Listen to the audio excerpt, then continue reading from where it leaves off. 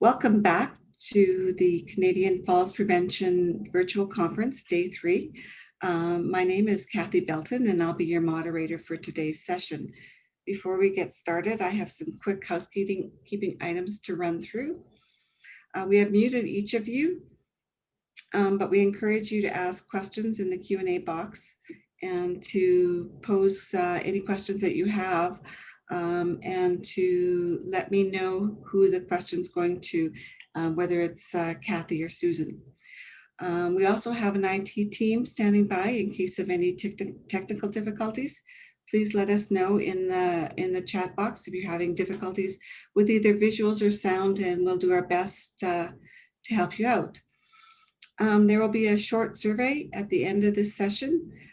Your feedback is greatly appreciated and will be used in the planning of the next conference. So we would like to begin by acknowledging that Parachute's offices are situated upon traditional territories. The territories include the Wendat, the Anishinaabe, and the Haudenosaunee, and the Métis, and the Mississaugas of the New Credit First Nations. As this conference is taking part virtually, we would also like to invite all attendees to learn and reflect upon what First Nations, Inuit, and or Métis land their offices or homes might be located on at nativeland.ca. We would also like to thank our gold sponsor, Brown Healthcare, home of Hip Saver Canada, the exclusive Canadian distributor of the world's leading hip protector, for their generous support of the Canadian Fall Prevention Conference. You can check out your delicate package for more information on them. Now let's begin day 3 of the conference, and marks part 2 of our focus on the topic of falls amongst older adults. Hopefully you were able to join us yesterday for part 1, but if not to worry, we have 2 great presentations in store for you over the next hour. Each presentation will be approximately 20 minutes with time for questions and answers afterwards. It's my pleasure now to introduce our first speaker, Dr. Kathy Arnold. Kathy is a professor and director of the School of Rehabilitation Science at the University of Saskatchewan in Saskatoon. She has been a licensed practicing physiotherapist for over 34 years with an interest in fall prevention programming for older adults. Recently, her research has focused on the biomechanics of falling and ways to mitigate risk of injury. Please welcome Dr. Arnold for her presentation on strong, balanced, and fast, working together to prevent fall-related injuries in older adults. Kathy? Great, thank you very much, Kathy, for the introduction, and thank you to Parachute for hosting this conference. As many of you know, the original intent was in-person Fall Prevention Conference in Saskatoon last June, and we were very disappointed that we were unable to host that. So we're very thankful for this virtual opportunity. So I'm just going to share my screen to get started.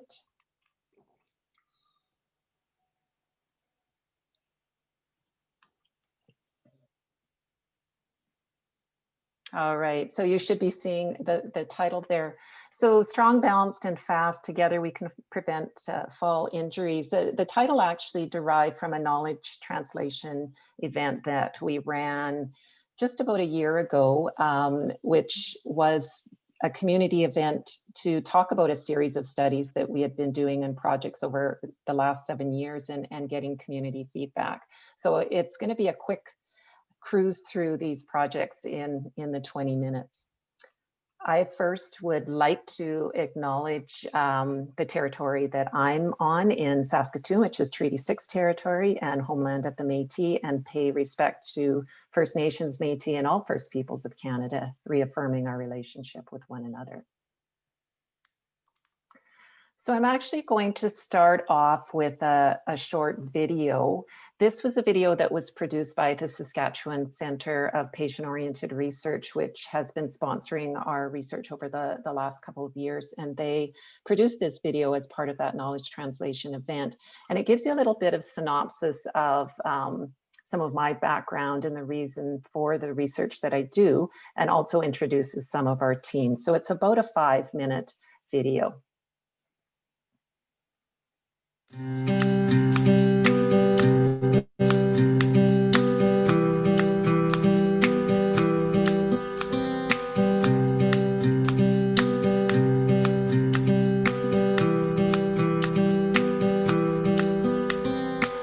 Clinical experience, you would see people fall. People fall a lot at times, but not everybody injures themselves badly enough for it to have an impact. Some people do get injured quite seriously and can result in a number of devastating outcomes.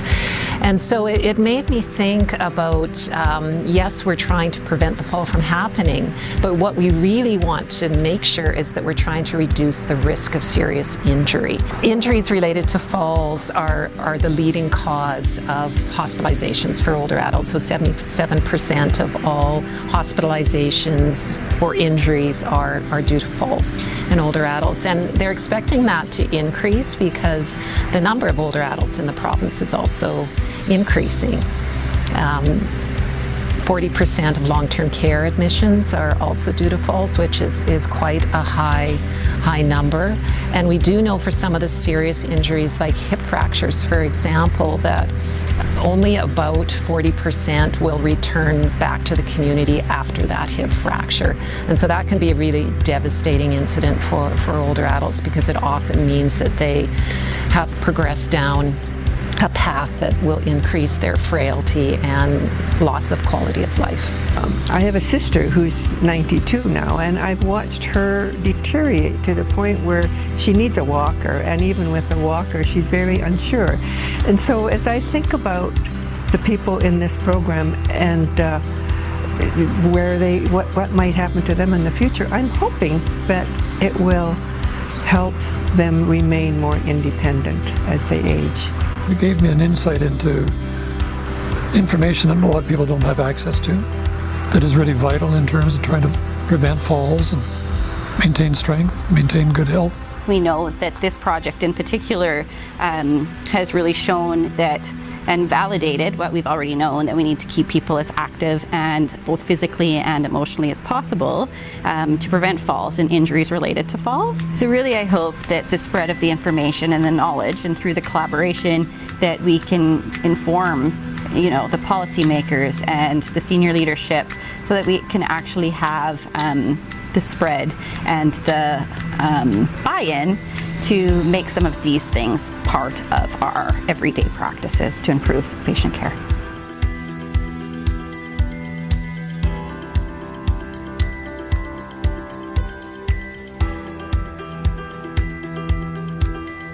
So at the very beginning, Kathy sort of sent us out a draft proposal of a grant that she was applying for through Skipper, and had us review it and make any changes or suggestions that we thought were important. We were involved sort of in meetings initially, sort of talking about what this is going to look like and if we had any suggestions on how things could be improved. We were involved in sort of helping theme the information coming out of the focus groups. We were involved in the development of the poster that Kathy presented in Switzerland, and both of our names are on that poster, which is kind of cool. I know I felt very listened to, very heard, very much a part of the process, and I don't know about Margaret, I'm sure you did too. So it was, it's been really good. It's just what I would automatically do if I was going to do research is what does the community need and how do we address it, and then taking it back to the community. So it really, I think, is a way of research that I've always internalized. Patient-oriented research to me is a really important way to make sure that research is applicable, and so. Yeah, so it just was a natural fit, really, and I was very pleased when we received the grant that was both a patient-oriented project linked in with the Saskatchewan Health Research Foundation.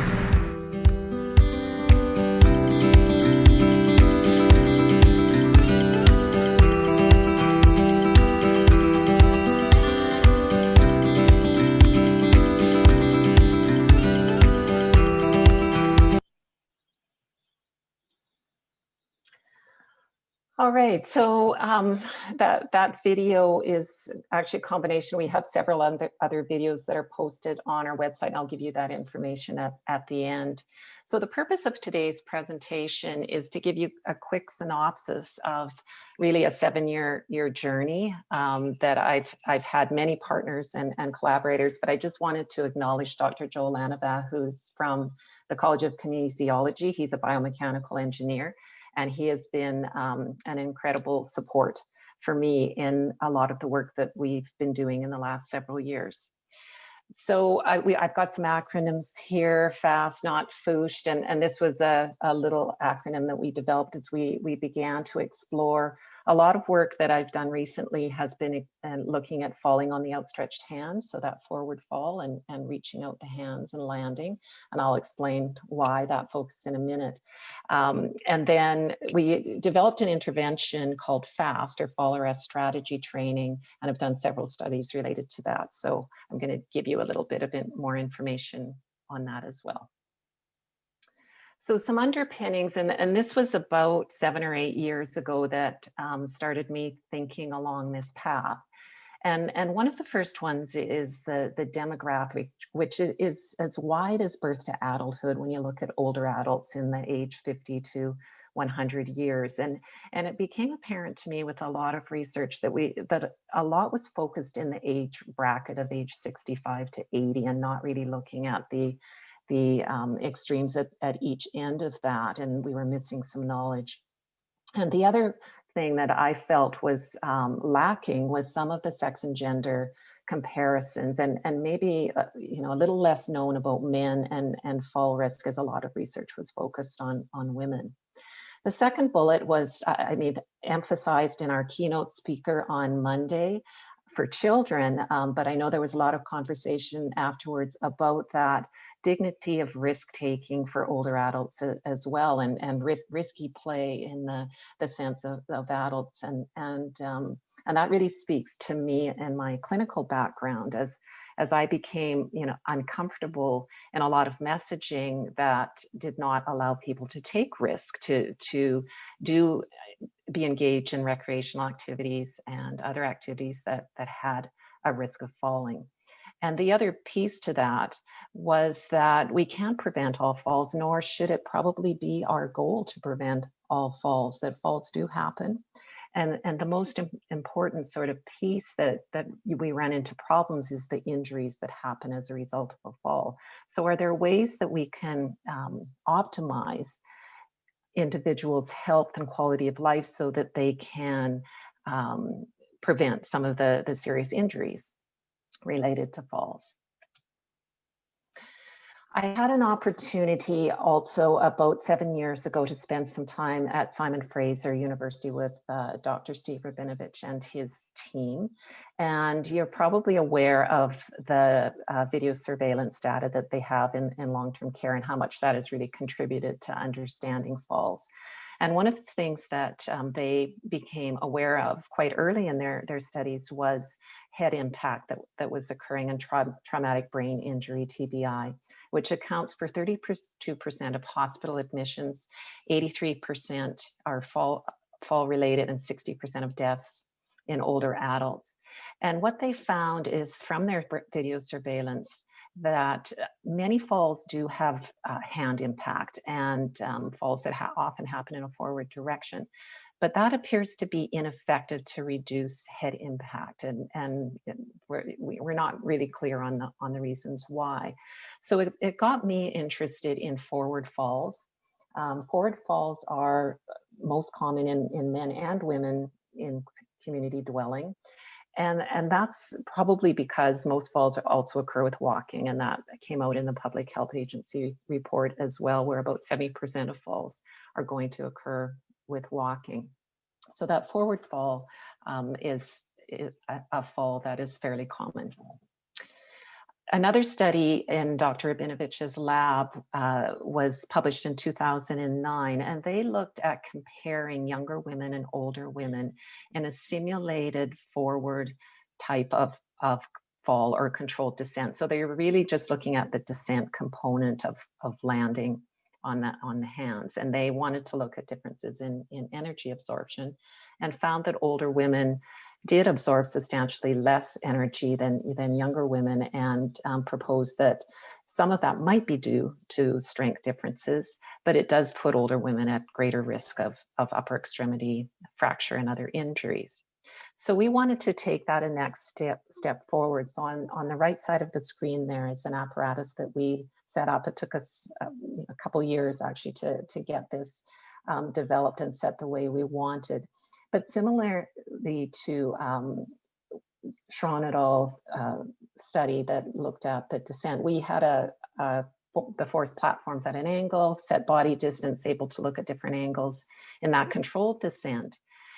And then we added in a component. We wanted to look at an unexpected drop. So we set up a safety tether from the ceiling. We did quite a bit of work on just trying to make sure it was safe and it wouldn't result in injuries. But it's really looking at a drop with hands out close to the force plate. So it's looking at the impact component and then the descent. So we had a series of initial studies, and I credit Lauren Latimer for those studies. She was my PhD student at that time, and she published 3 studies comparing differences of young and older women in that controlled and unexpected descents. And we also looked at some strength measures, and we developed a protocol of strength testing for both a concentric and eccentric push and pull. And what she found, in just a quick recap, was that similar to the Schron study, that older women absorb 20% less energy in the controlled descent, and then double that in the unexpected. So we found that they also absorb substantially less energy when dropped unexpectedly. We also did extensive EMG in both upper extremity and in the abdominal muscles. And we found, interestingly, that in older women, they had diminished core muscle activation just prior to that release and the impact, whereas younger women tended to pre-activate their abdominal muscles in anticipation. We also found older women had different strategy of landing. They had reduced elbow flexion at impact, which can increases the force that goes through the upper extremity. And they had increased biceps activation, less triceps during both types of descent. With the strength, they also had reduced concentric triceps strength. So it led us then to consider if there was some exercises, programming that might help to improve that capacity to decrease the risk of injury in that forward fall. So I started out working closely with the leaders of the Staying on Your Feet program that's run through the Saskatchewan Health Authority. They run a fall prevention program in a number of assisted living sites and in the community. And we began to first identify where we felt some gaps and we felt there were some gaps in training more reactive balance and more challenging balance. And we also felt there were some gaps in upper body strength. And so we looked at developing something called FAST. And I'd just like to emphasize that it's not that we're training people how to fall. That was never our intent. Our intent was to try and look at, from our research, what types of things could improve capacity so that it would decrease the risk of injury in the event, knowing that people may fall anyway. So what FAST consists of is a combination of strength. So we added in more upper body strengthening, and the basic exercise we added in was a wall push-up, and using that as a closed chain type of exercise, and certainly can vary the challenge to that. We also added in reaction time, both in upper body and lower body. So there was more reaction practice. Controlled descent type of practice. We did more things on the floor, and challenging balance and core. So one of the first studies we ran, we did a pilot first, but this was the first major study we called FAST-1. And we randomized participants to either the standard fall prevention, staying on your feet, or adding in the FAST training in combination with that. And we delivered it at 3 locations for 12 weeks. We did pre and post testing, and we did quite a gamut of outcomes, which included fall risk factors such as balance, strength, mobility, in combination with putting people into the harness and dropping them with all the markers. We had an age range of 60 to 92. This first study was women. So what we found was that both groups improved in fall risk factors, and we expected that. That was our hope, that we would not lose important components of fall risk by adding in the FAST training. So there was improvements in balance and strength and balance confidence.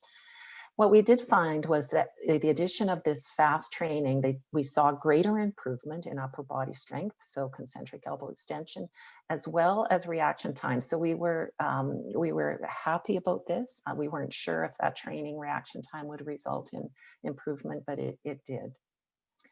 So FAST-2, which was then a patient-oriented project, and that was part of what was included in the video there. We went to the community and we asked them, we shared our findings, and we asked them, what do you think we need to add in? How could we improve the study? And what we heard from them was you need to include men, and we already were moving in that direction anyway. And they also told us that it wasn't enough just to measure some of these outcomes, that it was important for us to do a qualitative component. We needed to hear their stories and experiences. So we had 93 men and women who participated, again, quite an age range, 60 to 93 years. This time we used participants as their own controls. So they did 12 weeks of a control period and then 12 weeks of the combined staying on your feet fast.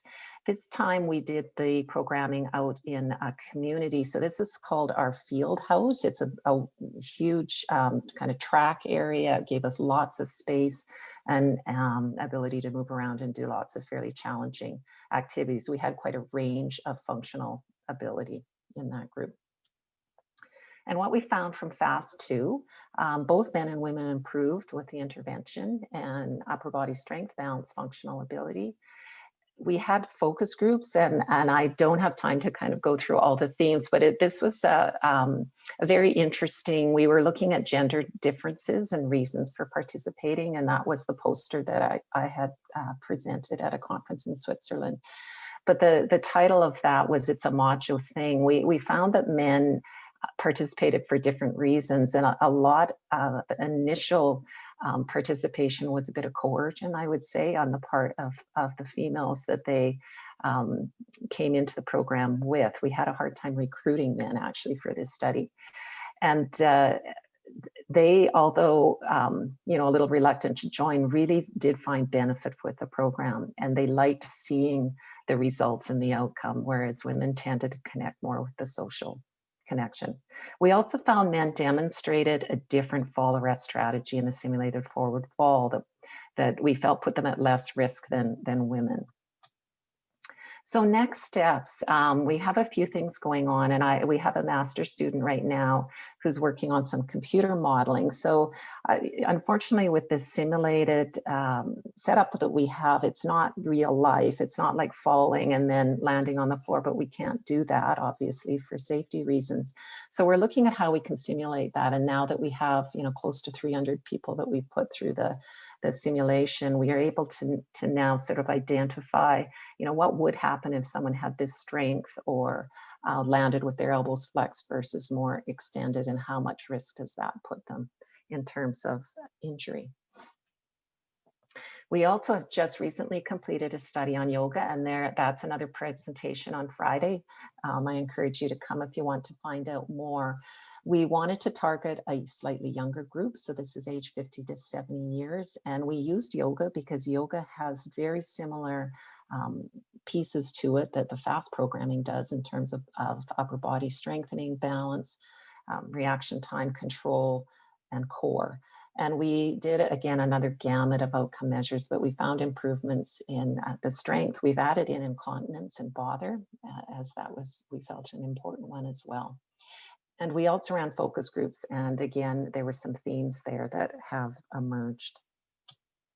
So in summary, from our series of studies that we've run, we found that the fall prevention exercises we've developed that focus on both fall risk factors and landing and descent capacity have shown improvement in factors that may reduce injury risk.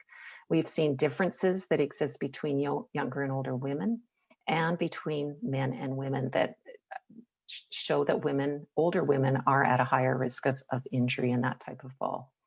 A range of programming options, as we found through our focus groups, that tailor challenges and needs for older adults is an optimal approach to ensuring motivation and commitment. And so what's next? Well, right now we have a knowledge translation dissemination grant from CIHR, and our goal is to go out in the community, get more feedback, and trying to develop some community programming that will integrate our findings and extend it further into the community. That's been on halt with COVID-19 as many other projects have been, but we're hoping to get moving forward with that soon. And as I said, we have five videos that are available on my website, and we're just in process of developing a video for the yoga intervention as well.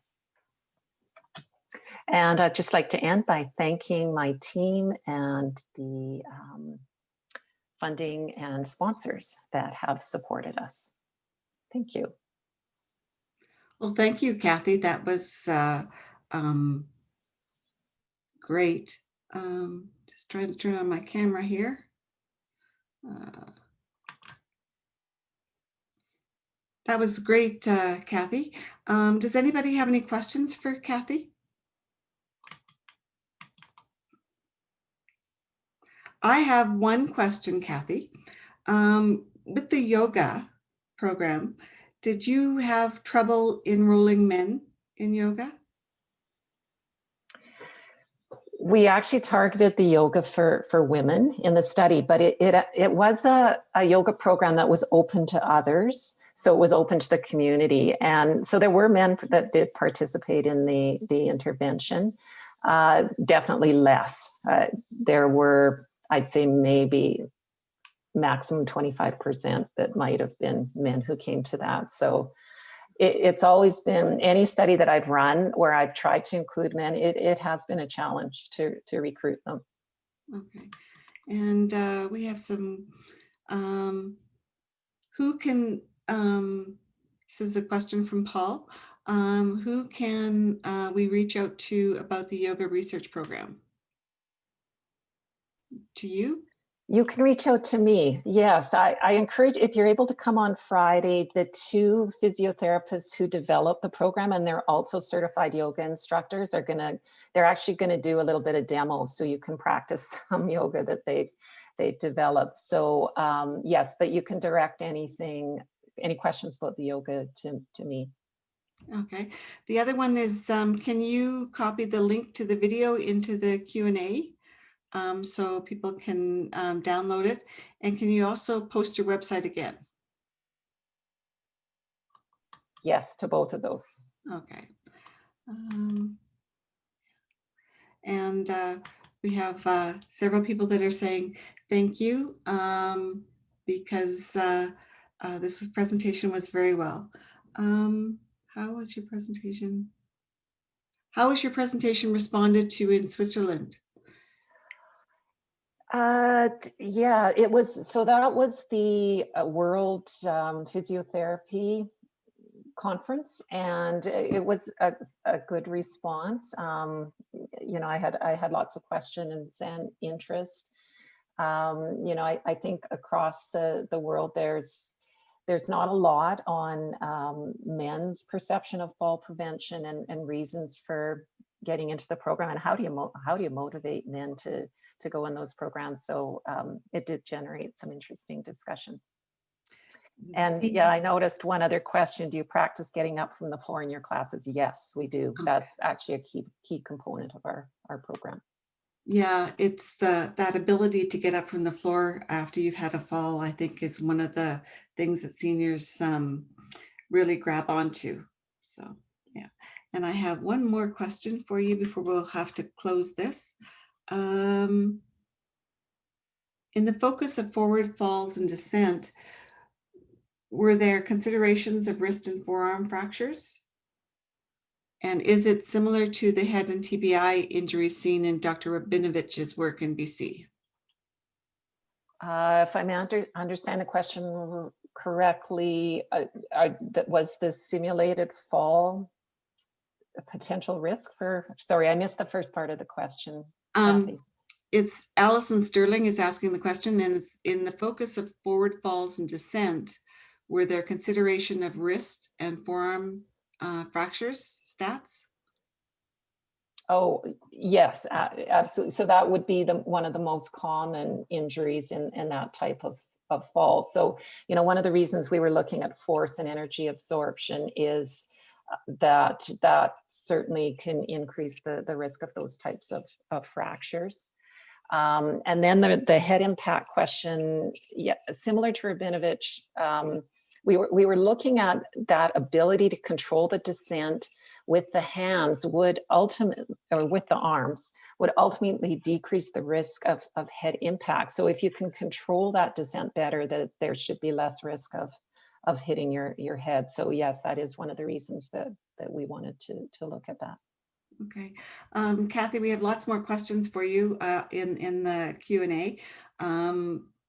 So I would like to go on and have this great discussion, but unfortunately we don't have time. So our next speaker is Dr. Susan Hunter, and she is a physiotherapist and associate professor in the School of Physiotherapy at the University of Western Ontario in Canada. Dr. Hunter's research interests are the assessment and rehabilitation of falls, frailty, and functional decline in the older adult, particularly cognitively impaired older adult. She is also interested in the attitudes and needs of physiotherapists to working with people with dementia. Her research has been supported by the Ontario Neurotrauma Foundation, Alzheimer's Association, Alzheimer's Society of Canada. Please welcome Dr. Susan Hunter for her presentation on assessing mobility, safety of people with dementia using mobility aids to prevent falls. Welcome, Susan. Thank you very much. And again, I'm glad that Parachute was able to have this conference go virtual rather than it being canceled fully. So my talk today is looking at assessing mobility and safety of people with dementia using mobility aids. And this has been a focus of my research for a while now. And again, it's trying to understand why it is things that we provide people to enhance their mobility, as well as try to prevent falls, actually has some negative consequences. So the objectives at the end of this presentation is that present information that will describe unique features that place people living with dementia at an increased risk for falls, as well to explain the interrelated factors of physical function and safe use of a four-wheeled walker that can lead to an increased risk of falls, and to provide a framework for assessing and to evaluate people with dementia who are using a four-wheeled walker, looking at safety as well as physical function. So why falls in this group? As we hear that older adults who live in the community, their fall risk is about 30%. So 30% will fall at least once each year. For people who have dementia, their annual fall risk is 60 to 80% will fall at least once each year. We don't fully understand the mechanisms behind why people with dementia fall, but definitely there is a strong relationship between cognitive function and motor function. And that balance and gait problems are very common as well as progressive across the disease. The other issue, which again relates kind of to Dr. Arnold's presentation, is that not only do people with dementia fall more often, but they're also more likely to sustain serious fall-related injuries, in particular hip fractures. And there are a host of things that happen with dementia that functionally alter performance and lead to increased fall risk. One of them, again, we said we know that gait and balance impairments happen early. They can actually precede changes that people will present with cognition. They have difficulty multitasking. There are visual spatial changes, particularly in terms of depth perception and contrast sensitivity. So they have a hard time seeing the world in 3 dimensions. There's decreased sensory processing, so information that's coming into their brain to help them understand where they are in terms of vision, proprioception, as well as vestibular function is altered. Apraxia is common. About a third of people with Alzheimer's disease will have difficulty with motor planning. There's bradykinesia, so there's a slowness of thought as well as processing with a slowness of movement. And there are changes in motor learning that also happen. So with balance and gait impairment, this is one area that is definitely amenable to exercises. And we know that exercises can improve these fall risk factors and can lower overall risk for falls. Yet,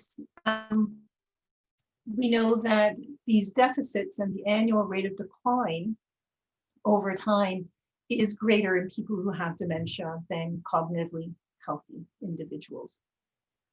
Therefore, even somebody who successfully goes through a exercise program may still have deficits, and they will still have a heightened increased risk of loss of function over time.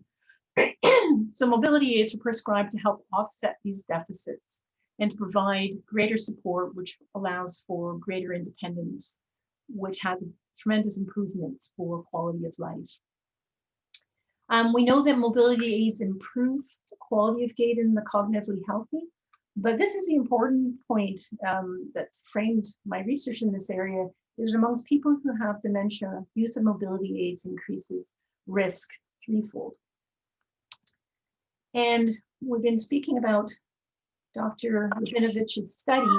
To show a video from his study that's related to somebody who was using a mobility aid.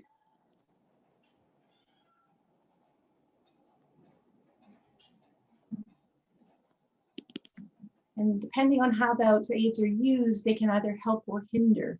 In this case in particular, that the person maintained holding on to the walker rather than reaching out to grab for support. So what are the explanations for why mobility aids increase risk? One is that mobility aid use is a proxy for balance, strength, and gait problems, why it was prescribed. It prevents or impedes reactive balance actions. As in that video, the person actually was not able to do any reactive balance maneuvers. Whatever we tend to hold on to, what we continue to hold on to when we lose our balance, we actually don't let go and reach out for other things. There's an increase in cognitive demands related to intentional processing and neuromotor control in using a mobility aid, and just an unsafe use of equipment. Anecdotally, I heard that this is a concern, and that the majority of people who obtain mobility aids do it without consultation for a healthcare professional. There's unsafe maintenance of equipment, and potentially that healthcare professionals don't use methods that facilitate new learning in people with dementia.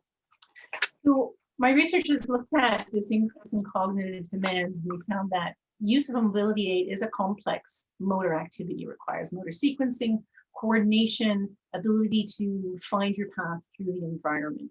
There are distractions in the environment that increase demands. The person has to think about strategies when they use their mobility aid. When do I put brakes on? And the cognitive capacity is seen as it says infinite, it should be finite resource. We have a fixed capacity, and in dementia, it's lower than what we would see normally. Therefore, people have limited ability to add too many things that they have to do at the same time. And but the point in time when people with dementia would benefit from mobility aids is probably also when they're at a tipping point in their cognitive abilities to handle multiple tasks. So the research has found that there is increased cognitive demands when people are learning to use mobility aid, as well as amongst people who are experienced using their mobility aids when they have dementia. And what we see is increased instability for these people when they use their aid, and particularly in distracting environments. So the aid actually doesn't increase stability. We're seeing a loss of stability.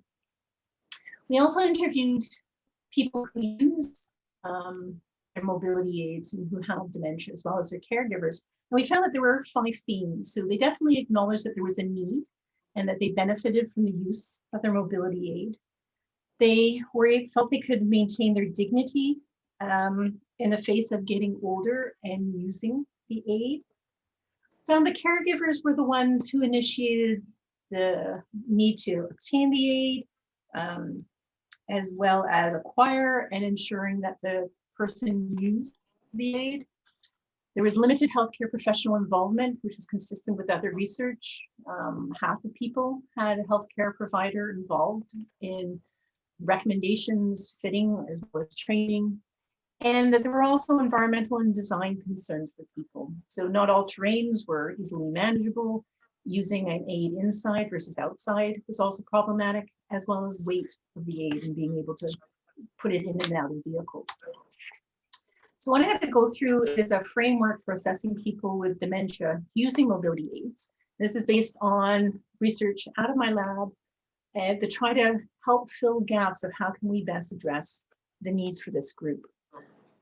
So we'll be looking at subjective history, physical assessment, assessment of safe use of aids, which is a new tool that's come out, and I'll touch on training for mobility aid use.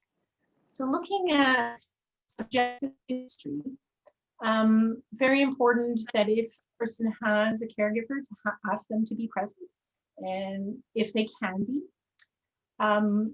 explain why you are there and what will be involved in the assessment. And it's very important to actually probe what the person's understanding is for why they're being assessed for mobility aid. If there's a mismatch between them not seeing a need for it and we're thinking that there is, then there has to be a transition period. That's one thing found from qualitative study, that there was definitely a transition phase in terms of coming to accept the use of the aid, and that there was benefit. And stigma wasn't a large component, but there is, for some people, stigma associated with having to take up use of mobility aid. It's also a good question to ask people whether they feel unsteady on their feet, whether there is that perception and awareness of being unsteady. If they're not currently using an aid, when they come in to see you, then it's good to ask if they've ever used an aid. And if they have, then to find out what it was that they were using.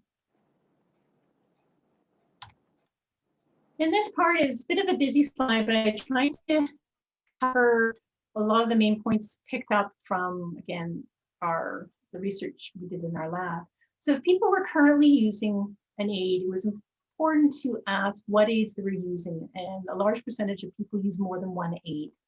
And there may be a difference between when they use it indoors versus outdoors. But again, it's not uncommon for at least 50% of people to not see a healthcare professional at any stage in obtaining the mobility aid.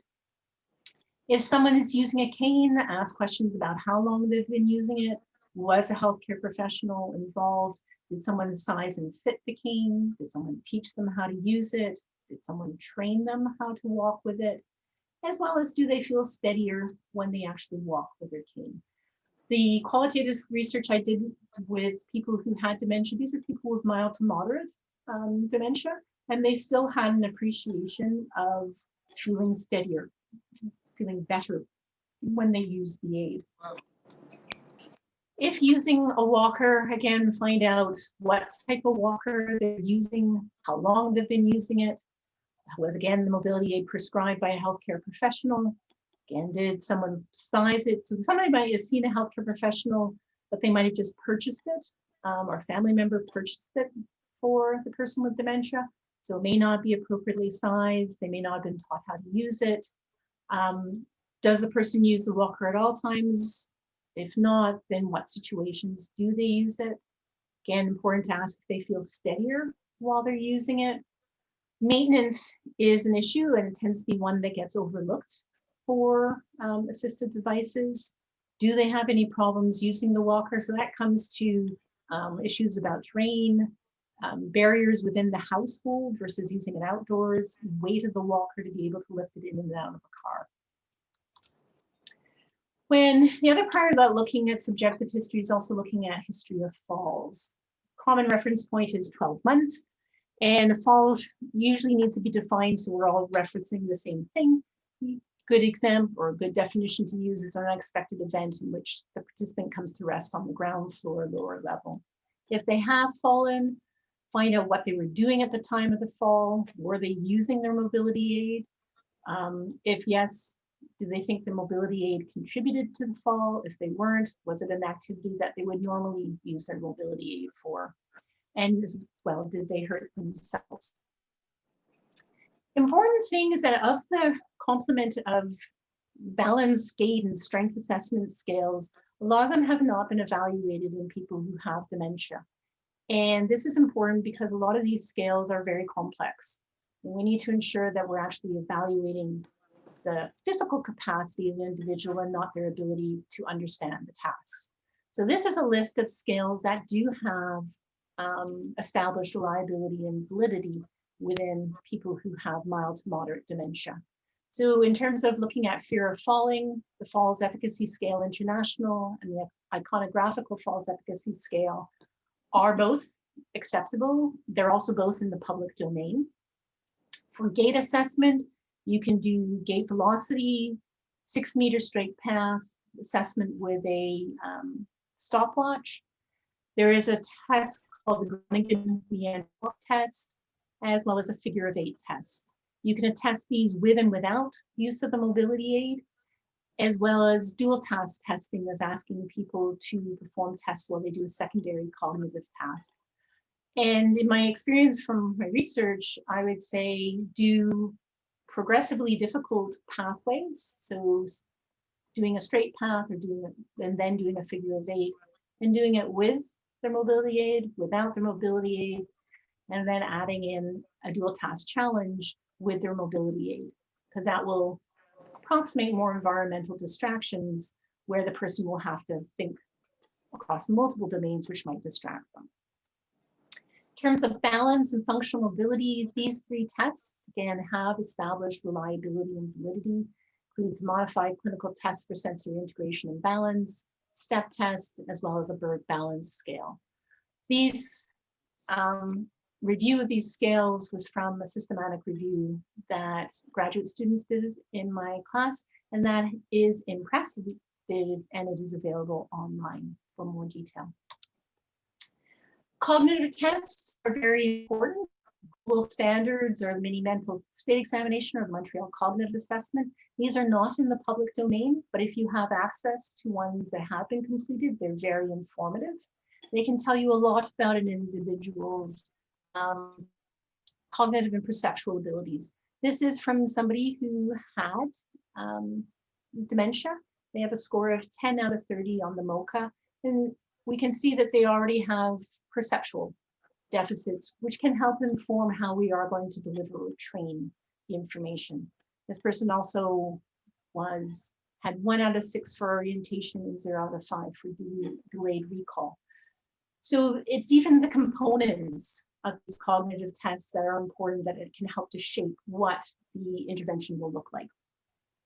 If you don't have access to the detail of the test and just have a summary score, then there are tests that can be done. Clock drawing tests, which is this component here, where you ask the person to draw a circle, add the numbers to a face of a clock, and then you ask them to put the hands at a particular time. And this is actually quite a complex activity. It tests executive function, motor sequencing, selective attention, visual spatial function, and monitoring of the task. So you get a lot about how the person is perceiving what's going on.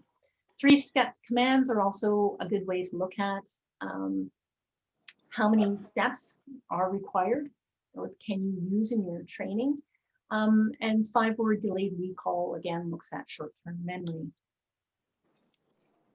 There's a new scale that was developed in my lab. It's called the SAFE Checklist for Mobility Aids Checklist. It's called the SUMAC. It assesses 2 areas: physical performance while somebody is using a mobility aid, as well as looking at how they interact with their equipment or the mobility aid, which is the safety component. So there are 2 scores in this. One is the physical function, looking at does the aid actually accommodate for deficits in gait, balance, or strength. And then the other one is looking at safety, and that these are two distinct scores. Person may have performance problems in either or both areas, but physical performance doesn't necessarily equate to unsafe practices. This scale was developed from us looking at existing literature in this area, existing mobility scales, and doing focus groups of healthcare professionals who work in the area of rehabilitation for people who have dementia. And we came up with 9 tasks that were determined to be minimum skills for people to use mobility aid. And they include sit to stand, walk with a pivot to sit in the chair, walking on a level surface, walking with horizontal head turns, walking with concurrent cognitive tasks, walking while negotiating obstacles. This is actually a figure of 8 path, so they have to go around 2 cones, so they have an obstacle. Walk through an open doorway.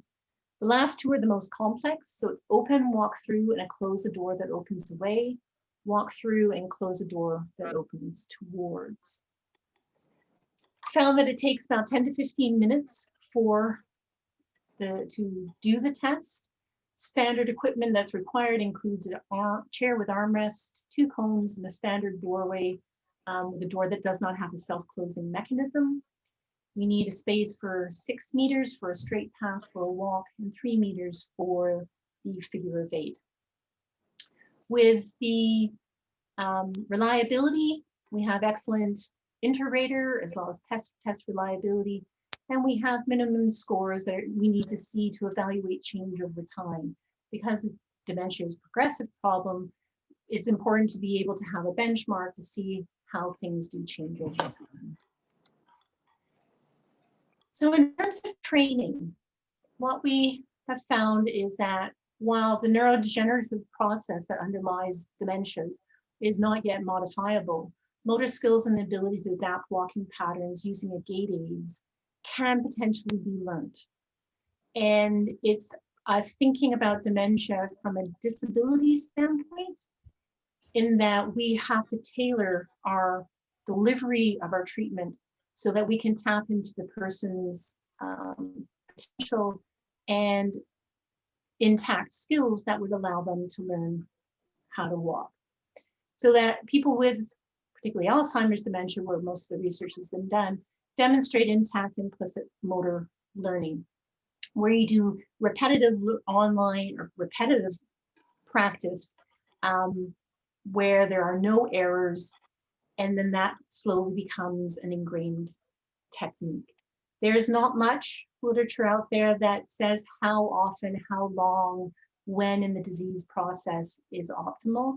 I provided some references that give background information on how to use implicit memory training so that you can get a sense of what's involved. Like I said, this is an area that is still underway, and it's part of a research project that I'm currently involved in, looking at training. So I would like to, exited it out too soon. Summarize that there's a role for prescriptional mobility aids, that there are multiple sources for the increased fall risk.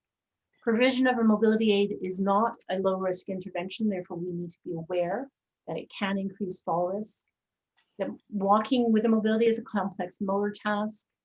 Distractions while people use the aid can increase fall risk. We still need to determine the timing for training, but people with dementia are capable of learning these skills. And I'd like to thank the funding agencies that have been involved in this project and the individuals and my collaborators who have helped. So thank you very much.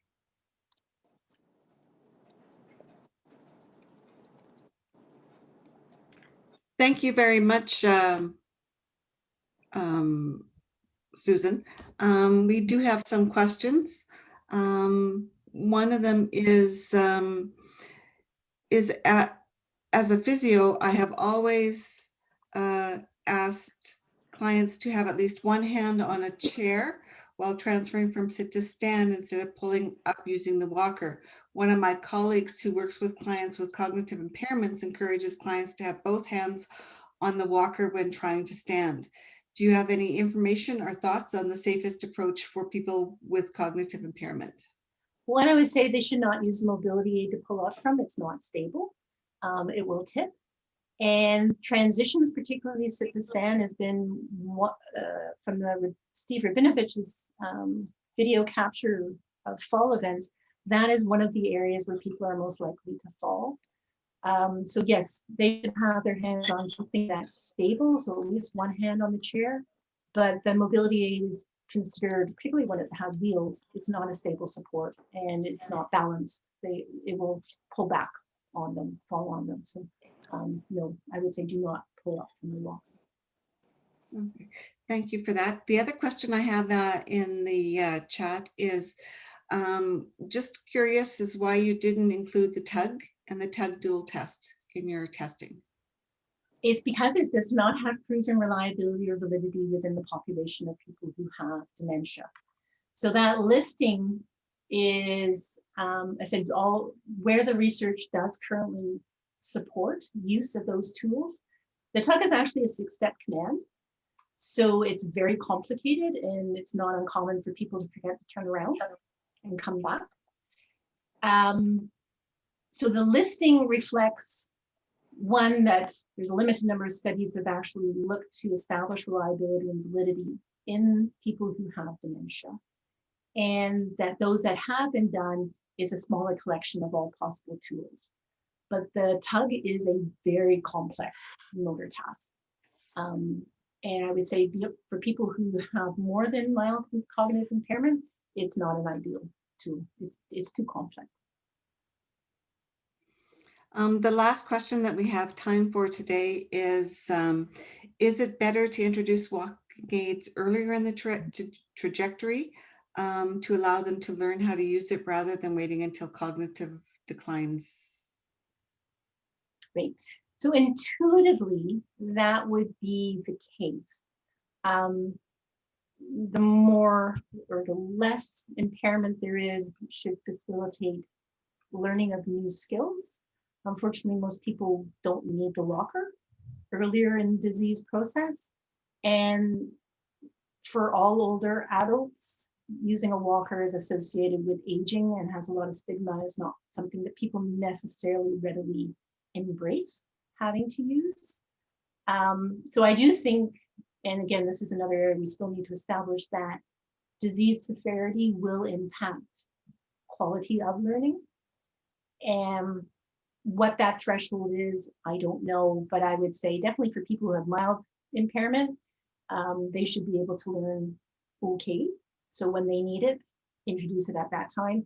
Moderate, they still have the capacity to learn, but it'll be a much more involved and engaged process. Severe cognitive impairment, you'll probably be very limited. Okay, well, thank you very much for that. And I'd like to once again thank both Kathy and Susan for sharing their expertise with us this morning. And I'd like to thank everyone for joining us for our first presentations on day 3 of the Canadian Fall Prevention Virtual Conference. Please ensure that you complete the post-presentation survey, which Michael will put up right away. And I will see you back here at 3 p.m. Eastern Standard Time for our second set of presentations for the day. So thank you, everyone.